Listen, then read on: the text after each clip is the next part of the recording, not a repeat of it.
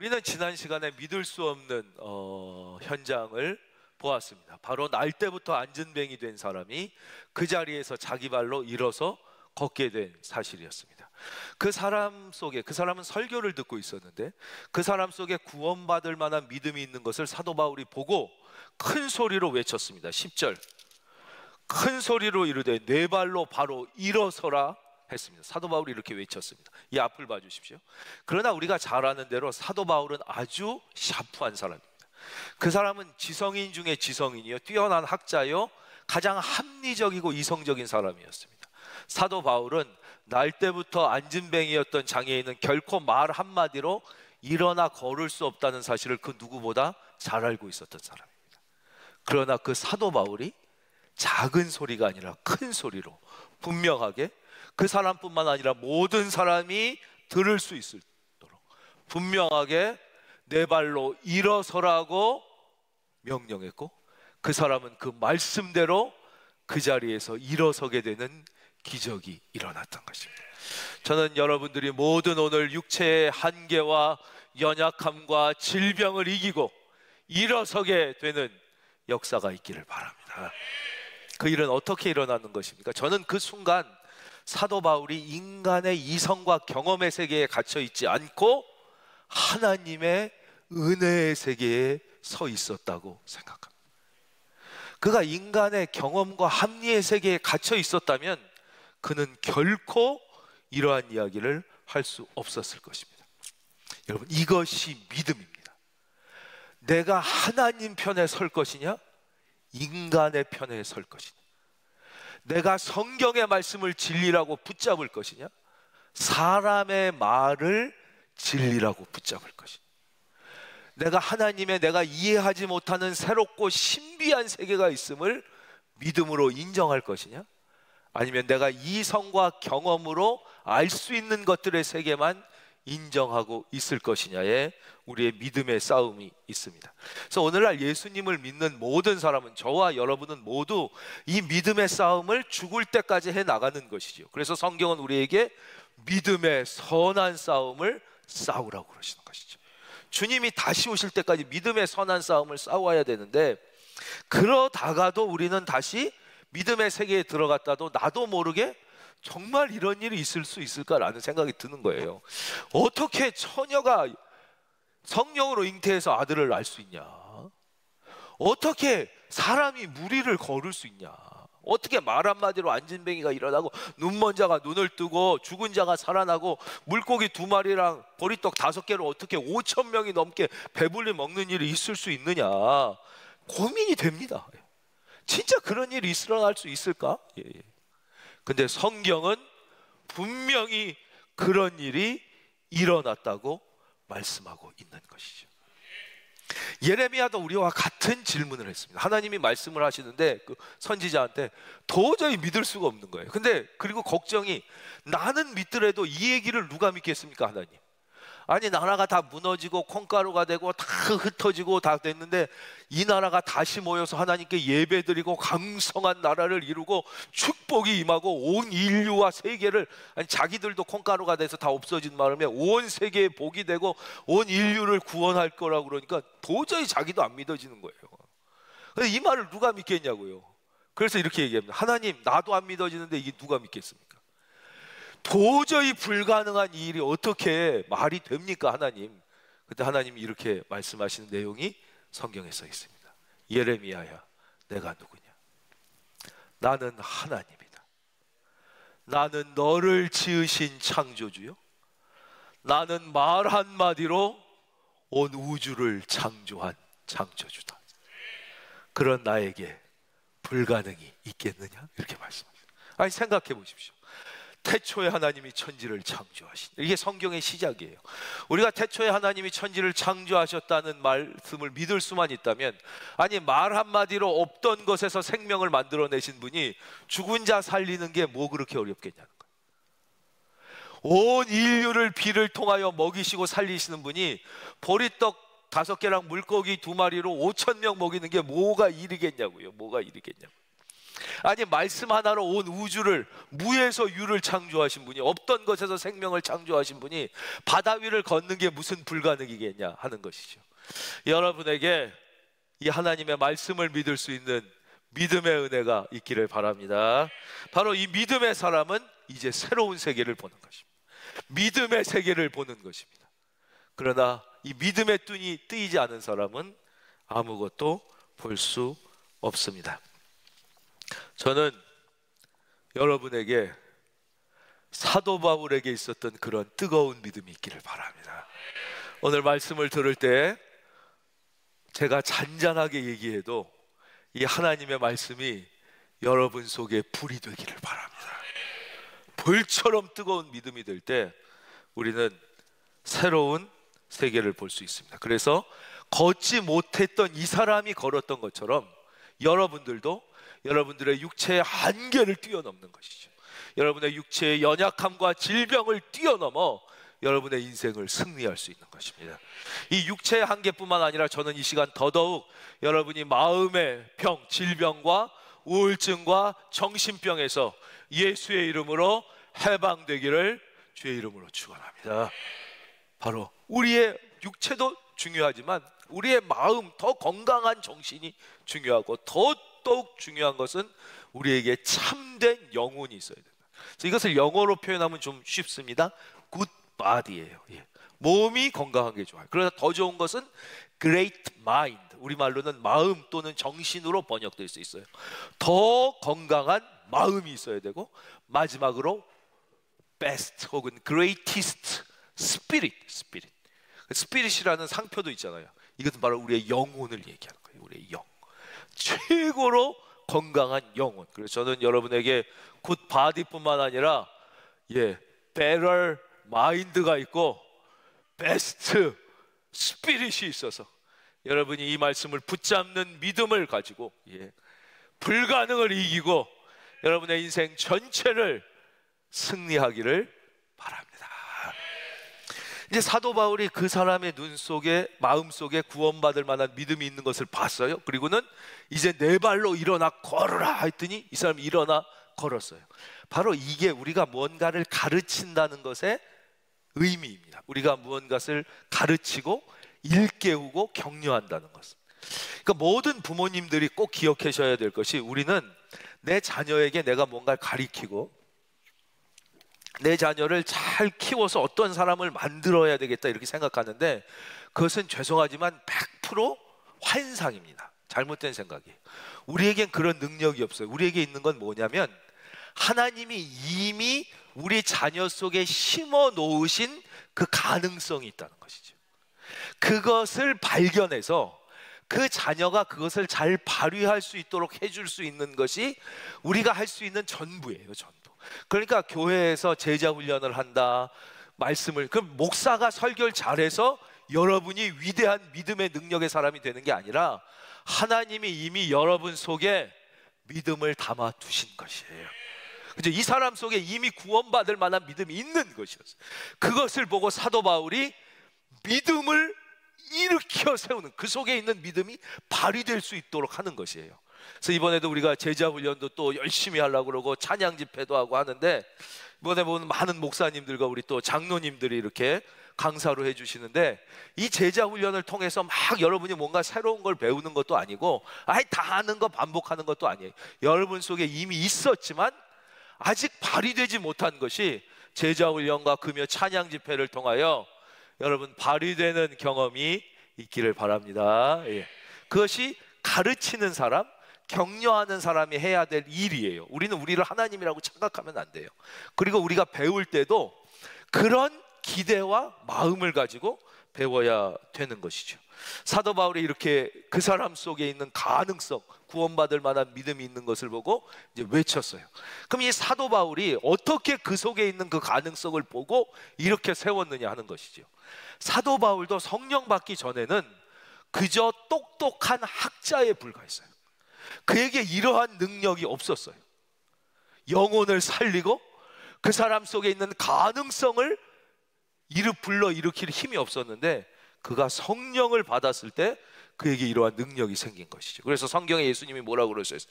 나를 믿는 자는 내가 한 일을 그도 할 것이요 내가 한 일보다 더 큰 일도 행하리라 그랬어요. 저는 우리 교회가 진짜 성령을 사모하여 성령 충만하다면 우리 교회 이 현장에서도 이러한 사실이, 이러한 사건이 일어날 것을 믿습니다.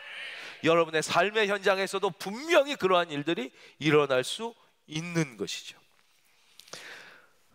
물론 당장 일어나지 않을 수도 있습니다. 우리는 여기에서 자꾸 넘어질 때가 많아요.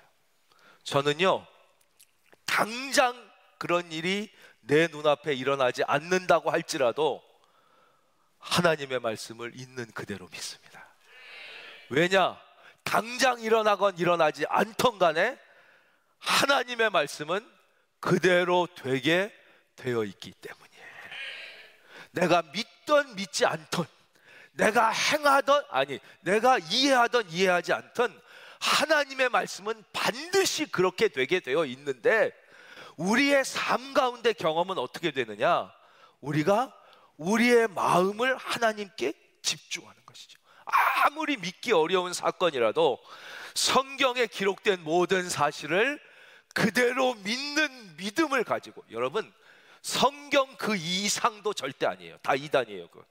성경 그 이하도 절대 아니에요. 그러나 오직 성경에 기록된 하나님의 말씀은 아무리 믿기 어려운 일이라 할지라도 저는 100% 그대로 믿습니다. 저는 여러분들에게도 그러한 믿음의 행복이 있기를 바랍니다. 그러한 결단이 있을 때 우리는 더 이상 갈등의 세계에서 머무르지 않아요. 많은 사람들이요, 갈등하다가 인생을 다 보내요. 진짜 이렇게 해도 될까? 혹은 이걸 할까? 이걸 할까? 공부 못하는 애들이 어때요? 시험 전날 책상 닦다가 다 보내요. 그렇지요. 예. 공부하는 애들은 거기에 바로 공부해요. 예. 저도 학교 다닐 때 보면 공부 못하는 애들은 시험 기간 되면 약국 가서 각성제 산다, 바카스 사온다, 밤새다가 출출할 때 먹을 신라면 사놓는다. 이러고는 2시부터 자기 시작해서 어휴 내일. 잘하는 애들은 그냥 그 자리에서부터 하는 거예요. 예. 쉬는 시간부터 하고 그냥 버스 안에서 하는 거예요. 여러분 더 이상 갈등하지 마십시오. 여러분 더 이상 어떻게 믿을까 시간을 낭비하지 마십시오. 시간은 여러분의 것이 아닙니다. 시간이 나의 것이면 내가 살고 싶은 만큼 살 수 있죠. 죽기 싫다면요, 시간은요 다 하나님의 것이에요. 시간을 하나님이 창조하셔서 시간의 소유주가 하나님인데 우리는 뭐예요? 잠깐 여러분에게 위탁한 거예요. 하나님께서 맡겨주신 뜻대로 내가 너에게 맡긴 시간을 잘 사용해라. 그러면 네가 육체를 벗고 내 앞에 서는, 한 번 죽는 것은 사람에게 정하신 것이요 죽은 후에는 반드시 심판이 있으리니, 하나님 앞에 그 시간을 하나님의 뜻대로 잘 사용한 자는 하나님 앞에 설 때 칭찬을 받게 되는 것이죠. 저는 여러분이 칭찬받기를 바랍니다. 그래서 시간을 내 마음대로 쓰면 안 돼요. 내 마음대로 낭비하는 것은 하나님 앞에 죄인 것이죠. 성경이 그렇게 말씀하셨다면 그렇게 된다. 이거예요. 성경이 그렇게 말씀하셨다면 그렇게 되는 것이죠. 이 사건, 날 때부터 안진뱅이였던 사람이 이렇게 일어나 걷게 되는 사건을 보고 사람들이 엄청나게 놀랐습니다. 그러니까 우리 중에 혹시 지방에서 올라오신 분들은 한번 대답해 보십시오. 너무 깜짝 놀라면 사투리가 튀어나옵니까? 그런다고 그러더라고요. 너무 깜짝 놀라면 서울에 와가지고 20년 표준어를 쓰다가도 오메? 뭐 이런 말이 나온다는 거예요. 예. 근데 이 사람들이 그런 거예요. 도저히 상상하지도 못하는 일이 일어나니까 너무 깜짝 놀라서 사투리를 쓰게 됩니다. 그게 11절이에요. 무리가 바울이 한 일을 보고 루가오니아 방언으로 소리 질렀습니다. 이게 이 사람들이 얼마나 놀랐는지를 설명해 주는 거예요. 이 사람들이 이때 공통어로 표준어로 사용하는 말은 헬라어였습니다. 그리스어였어요. 그래서 다 민족이 다르고 국가가 다르지만 그리스의 그 엄청난 영향 안에서 다 그리스 제국의 알렉산더가 통일했기 때문에 다 학교에서는 그리스어를 가르쳐서 이걸 쓰게 했단 말이에요. 그러니까 바울과 바나바도 그리스어로 설교했어요. 그러다가 기적이 일어나니까 이 사람들이 너무 깜짝 놀라서 자기들 방언으로 막 하기 시작한 거예요. 막 우와 이게 어떻게 된 거냐 막 그러면서 한 얘기가 뭐냐, 이들은 신이다 이거예요. 사람이 어떻게 안진뱅이를 이렇게 세우냐, 이 사람들은 사람이 아니라 신이다, 신이 사람의 형상으로 우리 가운데 내려오셨다. 그래가지고 막 바나바는 제우스, 얘 바나바가 좀 나이가 많고 풍채가 있어 보이니까, 바울은 헤르메스, 헤르메스는요 그리스 신화 속에 제우스의 대변인이에요. 말을 하니까. 왜냐면 이 사람들은 아직 하나님을 몰라. 저 미얀마 저 친구들처럼, 그렇죠? 예. 그러니까 자기들이 알고 있는 그리스 신화적 세계관 속에 있으니까 그렇게 한 거예요. 그리고는 너무 놀라가지고 뭘 했냐, 우리가 여기 가만히 있을 수 없다, 여기 신들이 내려오셨으니까 예배를 드리자. 그게 제사예요. 제사를 드리자. 그래가지고 제우스 신전에 있는 제사장을 모시러 막 사람을 보내는 거예요. 그래갖고 제우스 제사장이 그 얘기를 듣고, 아 이건 제우스가 오셨군요, 이러고 있을 수가 없습니다, 제사를 드립시다. 그래서 소를 막 끌고 제물로 삼으려고, 그 다음 보세요, 제우스 신당의 제사장이 소와 화환까지 막 꽃을 바치려고 와가지고 막 제사를 하려고 그런 거예요. 그러니까 바울과 바나바는 이 사람들이 무슨 얘기하는지를 몰라. 루가오니아 말로 하니까. 근데 이상해. 막 왁자지껄 하더니 무슨 이상한 옷을 가진 사람이 오더니 막 소가 오더니 자기들 앞에 막 무릎을 꿇더니, 그러니까 물어봤을 거 아니에요. 도대체 이거 무슨 짓들입니까? 그랬더니 이제 헬라 말로 설명을 한 거죠. 당신들은 신이십니다. 신이 우리 마을에 오셨으니 우리의 예배를 받아주소서, 막 이러는 거예요. 이때 바울과 바나바가 한 행동이 매우 중요합니다. 이게 오늘 하나님이 우리에게 주시는 메시지예요. 그들이 첫째, 옷을 찢었어요. 그때 옷은요 지금 옷 같지가 않고요 이렇게 두툼합니다. 한 벌 갖고 거의 평생 입는 거예요. 그리고 온 힘을 다해 찢었다는 거예요. 이건 무슨 뜻이냐면 극도의 결단과 감정을 표현합니다. 즉 회개할 때 옷을 찢고 회개하는 것은 최고의 결단과 극도의 감정을 가지고 회개하겠다는 뜻이에요. 여기서 옷을 찢는 것은 극도로 말도 안 된다는 것을 표현하는 거예요. 그리고 무리 가운데 들어가서 소리를 질렀어요. 무슨 소리를 들었는지 한번 볼까요? 보겠습니다. 이르되 여러분이여 어찌하여 이러한 일을 하느냐. 그리고 이 핵심이 뭐냐면 저거예요. 저를 따라해 주십시오. 우리도 여러분과 같은 성정을 가진 사람이라. 이게 제일 중요해요. 여러분, 이 말씀이 오늘 하나님이 우리에게 주시는 중요한 첫 번째 메시지. 자기들이 사람임을 고백한 거예요. 나는 신이 아니다 라고 외친 거예요. 왜 이게 중요합니까? 나랑 상관없는 것 같은데. 왜냐? 모든 사람의 깊은 죄성 속에는 신이 되고자 하는 욕망이 있습니다. 그래서 사탄이 처음에 아담과 하와를 꼬실 때 아담과 하와가 처음부터 넘어가는 게 아니야. 안 돼, 하나님이 먹지 말라고 그랬어, 안 먹어. 그러니까 뭐라 그래요? 이 선악과를 먹으면 너희가 하나님과 같이 돼요. 거기에 홀라당 넘어. 바로 이것을 정치 권력으로 신이 되려고 하는 사람이 우리가 잘 알듯이 히틀러, 김일성, 시진핑, 푸틴, 나폴레옹의 결정적 실수가 무엇입니까? 나의 사전에는 불가능이 없다 그런 거죠. 여러분, 하나님 외에는 다 불가능이 있는 거예요. 정치 권력을 가지고 자기가 신으로 군림하려고 했지만 인간은 결코 신이 될 수 없어요. 그들은 다 비참하게 죽은 거예요. 지금은 뭐 잘 죽은 것처럼 보이는 사람이 있을지 몰라도 결코 인간은 신이 아니니까 영원히 살 수 없어. 다 죽는 것이에요.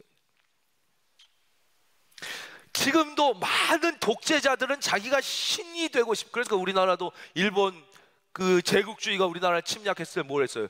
일천왕에게 절하라. 그 신사참배 반대하느라고 다 그 로마도 황제를 다 신으로 만들려고 하는 것이죠. 근데 인간은 그 크고 작은 정도의 차이만 있을 뿐 모두 다 그런 욕망이 있어요. 그래서 많은 가정에서 아버지들이 어떤 실수를 합니까? 내가 이 집안의 하나님이 되려고 그러는 거예요. 니들은 아버지 말 들어. 당신은 내가 가장이니까 내 말 들어. 니들 말 안 들어? 용돈 안 줄 거야. 그따위를 하려면 나가. 뭐 이런 식으로 하는 거예요. 이게 정도의 차이가 있지, 자기가 신이 되고자 하는 죄성이 가정에서 발현되는 거예요. 이게 그것조차도 안 되는 사람은 어떻게 됩니까? 내가 내 인생의 신이 되려고 그러는 거예요. 그래서 하나님의 뜻이 아니라 내 뜻대로 생각하고 내 뜻대로 판단하고 내 뜻대로 결정해서 내 뜻대로 하면 그렇게 인생을 자기가 자기의 신이 되려고 해요. 그러면 왜 그렇게 하냐 사람들이. 그러면 행복할 줄 알고. 그렇죠? 내 뜻대로 해서 내가 내 인생의 주인이 되고 신이 되면 행복할 줄 알고 그러지만 여러분 천만의 말씀입니다. 내가 내 인생의 신이 되는 순간 불행의 시작인 것이죠. 여러분, 하나님을 여러분의 가정에 주인으로 참된 하나님으로 모시기를 바랍니다. 그럴 때 그 가정에 참된 기쁨과 평안이 시작되는 거예요. 어떤 정치 권력자라 할지라도 자기는 인간에 불과함을 고백하며 이 조국을 하나님의 은혜로 섬기려고 할 때 그때 나라가 평안하고 진짜 나라가 되는 거예요. 다 신이 되고자 했던 모든 인간의 끝은 비참했다는 것을 역사는 우리에게 교훈하고 있잖아요. 여기에 우리 인간의 참된 현수소가 있는 거예요. 다시 한번 고백하겠습니다. 나는 하나님이 아니다. 나는 피조물에 불과하다. 우리는 피조물인 것이. 그래서 구약 성경의 전체의 모든 가르침을 한 줄로 요약하면 이거예요. 나는 너의 하나님이 되고 너는 나의 백성이 되어라, 이거죠. 그러니까 하나님의 은혜의 계획은 인간인 우리를 신으로 만드는 게 아니라 하나님의 축복의 자녀로 만드는 데 있는 거예요. 근데 세상의 모든 종교는 뭐예요? 내가 신이 되고자 하는 거예요. 돌을 닦아서 공부를 해서 뭐를 해서 내가 신선이 되고 내가 신이 되겠다는 게 세상 종교의 방향이고, 성경은 절대 인간은 하나님이 될 수 없다는 거예요. 그래서 가정에서도 보면, 그러니까 자녀들이 어리고 모를 것 같지만 그렇지 않습니다. 제가 이렇게 얘기를 하고 의논을 하면 저보다 훨씬 지혜로울 때가 많아요. 그러니까 꼭 이렇게 물어보는 거예요. 예, 아내가 보통 요즘에는 힘이 있는 집이 있고 아버지가 힘이 있는 집도 있고, 그렇게 자기가 하나님이 되려고 그러면요 자기 인생도 불행해집니다. 보면 애들이 집안 청소도 하나도 안 하고 공부도 안 하는 것 같지만 아니에요. 속에는요 훨씬 더 우리보다 지혜가 있어요. 저는 여러분의 가정이, 여러분의 자녀들이 부모보다 잘 되는 역사가 일어나는 가정이길 바랍니다. 하나님이 그러시려고 이미 우리 자녀들에게 다 지혜를 주셨거든요. 그래서 그 이야기를 들어야지 내가 하나님이 되려고 하면 안 되는 거예요. 우리 장로님들하고 말씀을 나눌 때도 그래요. 나는 내가 장로님들을 다 이렇게 가르치고 설교하고 그런데 장로님들이 잘 날 도와줘요. 절대 그렇지 않습니다. 이렇게 장로님들하고 의견을 나누다 보면 제 생각보다 장로님들의 생각이 훨씬 더 지혜로울 때가 100이면 100번이에요. 100번. 정말입니다. 그래서 그렇게 할 때 훨씬 더 우리가 은혜가 있고 잘 되는 거예요. 그러니까 우리가 꼭 집안의 아버님들도 그렇고 어머니도 그렇고 애들이 죄송하지만 공부하기 싫어하면 공부하라 그러면 안 돼요. 한번 걔 의견을 들어봐야 돼요. 너는 왜 공부를 안 하려고 그러니? 그럼 걔가 얘기를 할 거예요.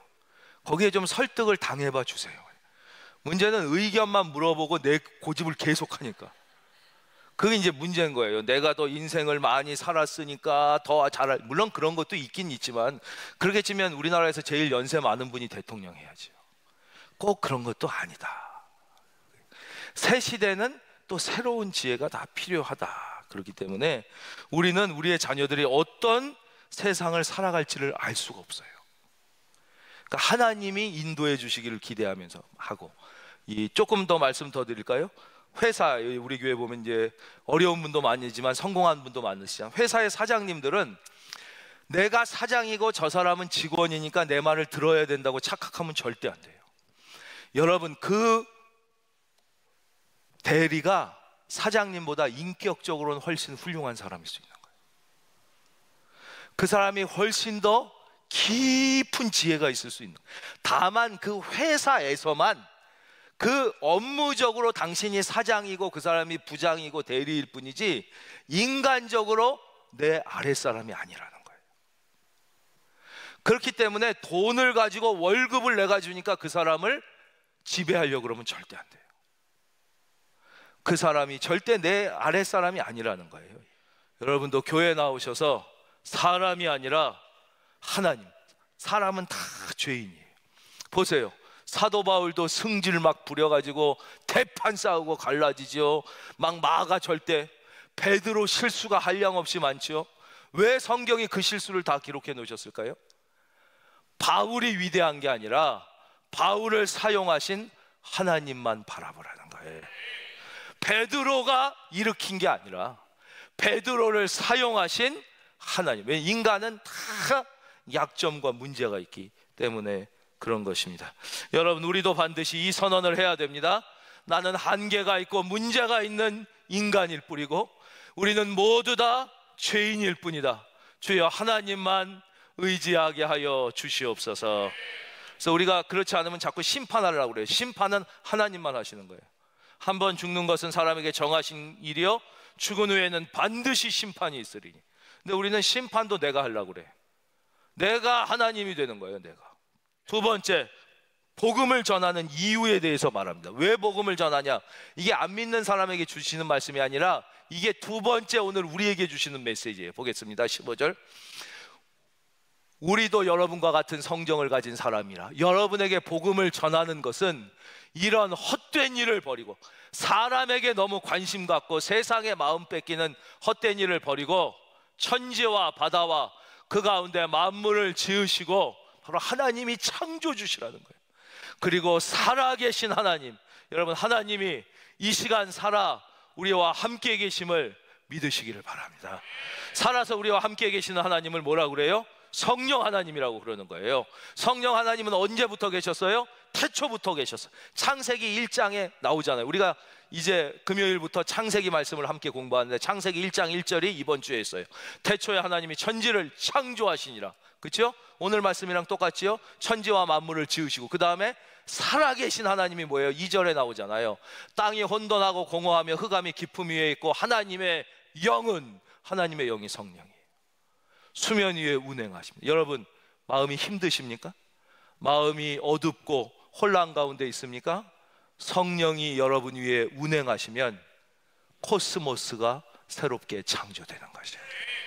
거기서 인생의 질서, 왜냐? 만물이 혼돈과 어두움일 때 하나님의 영인 성령이 오시니까 코스모스 우주의 질서가 잡힌 것이고 우리의 마음도 마찬가지예요. 내 안에 능력이 없어요. 살아계신 하나님을 믿고 그분을 내 영혼에 받아들일 때 여러분의 인생의 모든 어두움이 변하여 빛이 되고 눈물이 찬송이 되고 슬픔이 역전의 기쁨이 되기를 그렇게 될 줄로 믿습니다. 그렇게 되는 거예요. 구약 성경의 메시지를 제가 요약해 드렸잖아요. 한마디로 하면 나는 너의 하나님이 되고 너는 나의 백성이 된다. 즉 하나님의 계획과 목적은 우리를 신으로 만드는 게 아니라 하나님의 좋은 백성, 자녀로 만드는 건데 우리 중에 인간으로 태어난 분들 계시잖아요. 우리 중에 나는 인간이 아니다 라고 생각하는 분은 혹시 오른손을 들어봐 주세요. 아니 진짜 있을 수도 있어요. 우리 중에는 없지만 지금 미국에 막 나오잖아요. 미국에 나는 원래 침팬치다 이런 사람들이 많이 나오고 있어요. 왜냐하면 남자인데 그런 사람 있죠. 나는 원래 여자다. 그래가지고 나는 잘못 태어난 거다. 그래서 남자인데 막 여탕에 들어가려고 그래서 못 들어가게 해갖고 막 고소해서 난리 났잖아요. 그 사람이 왜 나는 여자인데 내 성별을 니들이 결정하냐 그래서 남자인데 여자라고 또 여자인데 남자라고 하는 사람이 있잖아요. 근데 지금 미국은요 나는 인간이 아니라 침팬치라고 주장하는 사람들이 많이 나옵니다. 그래서 인간의 법을 나에게 적용하지 말라는 거예요.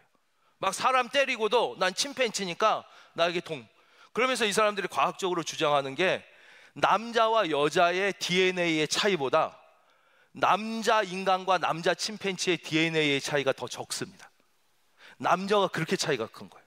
그런데 내가 왜 남자가 여자라고 그러는 것은 인정해주면서 내가 침팬치라고 하는 건 인정 안 해주냐 이런 사람들이 우리도 이제 좀 있으면 나와 또 이제 어떤 사람은 고릴라라고 그래가지고 내가 고릴라인데 왜 여기 못 들어가게 하냐 막 이래가지고 법으로 걸고 막 이러는 사람들이 나왔어요. 근데 아직까지는 그거는 미국이 통과가 안 됐는데 잘못되면 다 통과되는 거예요. 다 통과.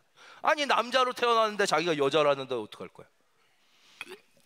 그거 인정해주기 시작하면 여자로 태어나서 남자라고 그러면 아니 내가 사람으로 태어나서 침팬치라고 그러는데 어떡할 거예요? 그래서 미국은 지금 침팬치라고 하는 사람, 고릴라라고 하는 사람들이 봐라, DNA 이 염색체를 봐라. 남자 여자 차이보다 나랑 고릴라 차이가 적은데 왜 이거 인정 안 해주냐 뭐 이러면서 진짜 세상이 타락하니까 가지가지 하는 거예요. 가지가지. 예. 근데 우리는 또 그걸 몰라. 그건 인권이 아니에요. 그건 빨리 우리가 정신을 차려야 되는 거예요. 정신을 차려야 되는데, 예. 그래서 혹시 물어본 거예요. 우리 중에 나는 인간이 아니다. 예. 예. 그럼 다 인간이라 그러면 이 말씀을 들어야 돼요. 구약에 인간으로 태어난 존재가 어떻게 살아야 되는지를 하나님이 10가지로 쉽게 정리해 주셨어요. 그거를 그렇죠, 바로 십계명이라고 그러는 거예요. 인간으로 그러니까 고릴라나 침팬지나 호랑이랑은 상관이 없지만 인간으로 태어났으면 어떻게 살아야 되는지 10개로 딱 정리해 준 게 십계명인데, 보겠습니다. 제1계명이 뭐예요? 너는 나 외에 다른 신을 내게 두지 말라는 거예요. 이거는 다른 모든 신들뿐만 아니라 네 자신이 네 인생의 신이 되면 안 된다는 거예요. 하나님만, 너는 나 외에 다른 신을 내게 두지. 두 번째, 새긴 우상을 만들지 말며 우상 앞에 절하지 말라는 것이. 여러분, 돈이, 성공이, 명예와 건강이 여러분의 우상이 되지 말고 하나님만 섬기기를 주의 이름으로 축원합니다.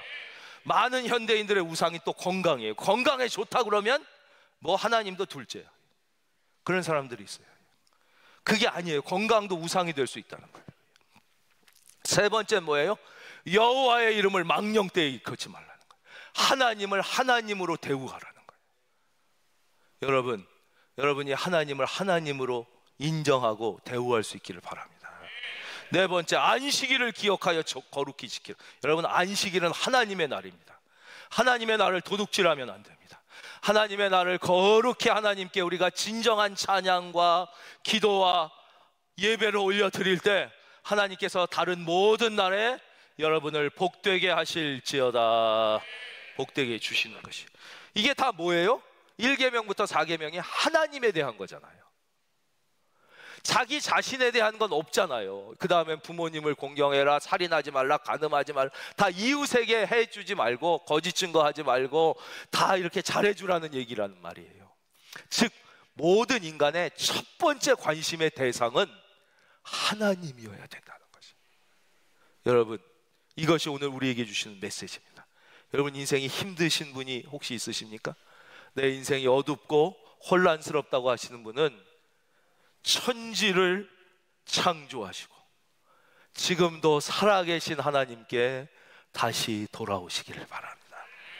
내가 예수를 얼마나 오래 믿었냐, 지금까지 어떻게 잘 믿었냐가 중요한 게 아니라 우리 안에 새로운 결단을 가지고 다시 돌아오는 것이 중요한 것이에요. 여러분, 그럴 때에 하나님께서 여러분의 인생에 개입하시고 여러분의 인생을 위로하시고 여러분의 인생을 한없는 축복으로 채워주시길, 그런 역사가 일어나는 거거든요. 이번 한 주 그런 하나님의 여러분의 인생에 대한 개입과 위로와 축복이 있으시기를 주의 이름으로 축원합니다.